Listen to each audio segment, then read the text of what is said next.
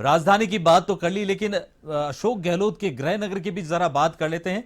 सूर्यनगरी जोधपुर का रुख कर लेते हैं। वहां हमारे संवाददाता दयाल साखला हमारे साथ मौजूद है। जी दयाल, सूर्यनगरी में सूर्य की पहली किरण निकलने के साथ क्या माहौल है वहां पर, और कौन से मतगणना केंद्र पर वहां काउंटिंग चल रही है, और खास तौर पर अशोक गहलोत का अपडेट हम जानना चाहेंगे, और बाकी की क्या अपडेट है वहां पर? तो इस जगह बैठ जाओ यार, आपको बैठने का सामान दे रहे हैं। जी दयाल, हम आपसे ये जानना चाहेंगे कि सूर्य नगरी में इस बार सूर्य का पारा किस तरह से जूझू दिन चढ़ रहा है, वहां पर कौन से काउंटिंग सेंटर पर, कौन से मतगणना केंद्र पर काउंटिंग चल रही है, और खास तौर पर अशोक गहलोत के उनसे जुड़े हुए काउंटिंग के क्या फिगर कुछ सामने आए अभी तक? नहीं है, वो मात्र 80 मतों की है। जो पोस्टल बैलेट से प्राप्त जो मत है उनमें अभी उनकी मतगणना चल रही है। जी जो जी जी। अभी ईवीएम स्ट्रांग रूम खोला गया है और ईवीएम जो है मतगणना के लिए ले जाई जा रही है, और उसके बाद जो उनके रिजल्ट जो है 9 बजे के बाद प्राप्त होने शुरू होंगे।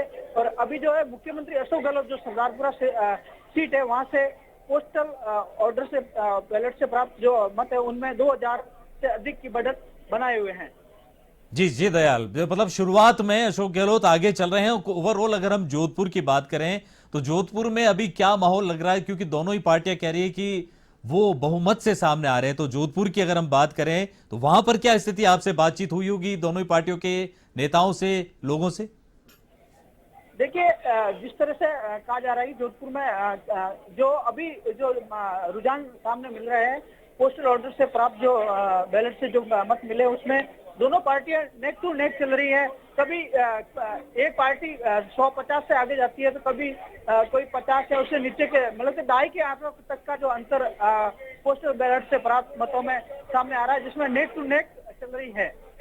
जी जी दयाल, और जिस तरह से देखिए मुख्यमंत्री अशोक गहलोत गृहनगर जोधपुर से आते हैं, तो जोधपुर में वो कौन से खास मुद्दे थे जिनके ऊपर आश्वस्त रहे हैं मुख्यमंत्री? बिल्कुल एकदम आश्वस्त है कि नहीं, हम तो यहां से तो निकल ही जाएंगे। ऐसी कौन सी वो खास वजह है जोधपुर के लिए? और भाजपा की बात करें तो भाजपा क्यों पूरी तरह से आश्वस्त है कि नहीं, इस बार हम रिवाज कायम रखेंगे और हम ही राज में आएंगे? रिवाज रहा है एक बार कांग्रेस और एक बार बीजेपी, उसी तरह के रुझान अभी भी देखने को मिल रहे हैं। कभी अभी कुछ ही देर पहले देखा जाए तो जोधपुर शहर से जो कांग्रेस की विधायिका है मनीषा पवार वो आगे थी, लेकिन अभी कभी जो तुरंत जो प्राप्त हुआ है रुझान पोस्टल ऑर्डर से जो मत मिले उसमें 1000 से अधिक वोटों से जो है भाजपा के अतुल बंसाली आगे हैं। वहीं अशोक गहलोत की बात करें तो 4225 मतों से अभी सरदारपुरा से पोस्टल मतलब से प्राप्त जो मत है उनमें आगे चल रहे हैं जी जी 4235 वोट से। जी दयाल, बहुत बहुत धन्यवाद इस अपडेट के लिए, इस तमाम जानकारी के लिए। आपसे हम लगातार अपडेट लेते रहेंगे। आपका बहुत बहुत शुक्रिया। फिलहाल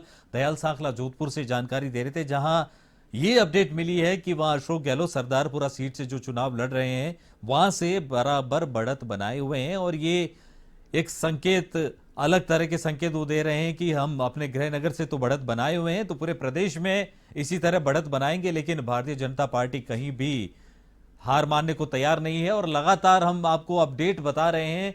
हमारे संवाददाता अलग अलग जगहों पर खड़े हैं, मतगणना केंद्रों पर खड़े हैं, अलग अलग पार्टी के मुख्यालयों पर खड़े हैं। तो सुरेश कुमार गोयल हमारे संवाददाता कॉमर्स कॉलेज में खड़े हैं, एक बार सुरेश का रुख कर लेते हैं। सुरेश, अभी आप जहां खड़े हैं मतगणना केंद्र पर, अभी क्या ताजा अपडेट है यहां पर, और क्या कोई प्रत्याशियों के समर्थक भी अब जैसे जैसे दिन ढलना, जैसे दिन जो बढ़ रहा है, तो क्या वहां पर भी तादाद बढ़ रही है लोगों की?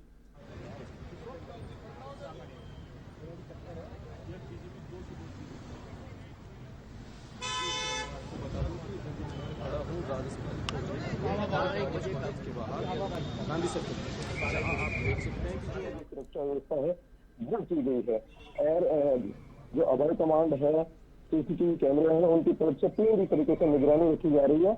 और बात करूं तो ये जो कॉमर्स कॉलेज है उससे 500 मीटर पहले सभी जो बैरिकेडिंग है पुलिस की तरफ से वो की गई है, और पुलिस का जो 500 पुलिसकर्मी का जाब्ता है वो यहाँ लगाया गया है, और 500 मीटर पहले तो ये पुलिस सुरक्षा है वो की गई है। कोई प्रत्यक्ष यदि अंदर जा रहा है तो इसके साथ एक व्यक्ति ही अंदर जा सकता है, इसके अलावा कोई अंदर नहीं जा सकता। जी जी बिल्कुल, और जिस तरह से आप मतगणना के अलावा हम बात कर लें जो खास तरह से जो ट्रैफिक व्यवस्था है वो भी आज राजधानी की बात करें तो काफी जगह डाइवर्ट की गई। क्या कुछ इसके लिए भी शहरवासियों को असुविधा ना हो इसके लिए भी कुछ खास इंतजाम किए गए? जी विक्रम, ट्रैफिक के लिए पुलिस ने पहले ही जो रास्ते हैं उनको डाइवर्ट किया है। किसी प्रकार की कोई जाम की स्थिति नहीं हो उसके लिए पुलिस ने पूरी जो है सीमित तरीके से निगरानी की है और ट्रैफिक का जो डाइवर्जन है वो पूरी तरीके से किया है। जी आपका बहुत बहुत धन्यवाद सुरेश कुमार गोयल। सुरक्षा व्यवस्था, ट्रैफिक व्यवस्था और बाकी वहां पर जो व्यवस्थाएं की गई है प्रशासन की तरफ से उनकी जानकारी दे रहे थे। हम सारी जानकारी आप तक पहुंचा रहे हैं और कोशिश कर रहे हैं कि लगातार आपको प्रदेश की स्थिति, ताजा स्थिति जो सूरत हाल है वो आप तक हम दिखाते रहे और भारतीय जनता पार्टी 100 के आंकड़े तक पहुंच गई।